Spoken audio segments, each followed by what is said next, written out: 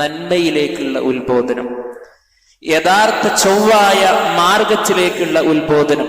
ലോകത്ത് ഒരുപാട് വഴികളുണ്ട്, ഏതു വഴിയിലൂടെ സഞ്ചരിക്കുവാനും നമുക്ക് സാധ്യമാകും. പക്ഷേ വിശ്വാസിയെ സംബന്ധിച്ചിടത്തോളം ഒരു നേർരേഖയുണ്ട്, അതിലൂടെ തന്നെയായിരിക്കണം അവൻ സഞ്ചരിക്കേണ്ടത് എന്നാണ്. നിങ്ങൾ നോക്കൂ, പടച്ച റബ്ബ് പരിശുദ്ധ ഖുർആനിലൂടെ നമ്മെ പഠിപ്പിക്കുകയാണ്. വഇന്നഹു ലദിക്റുൻ ലക വലിഖൗമിക വസൗഫ തുസ്അലൂൻ.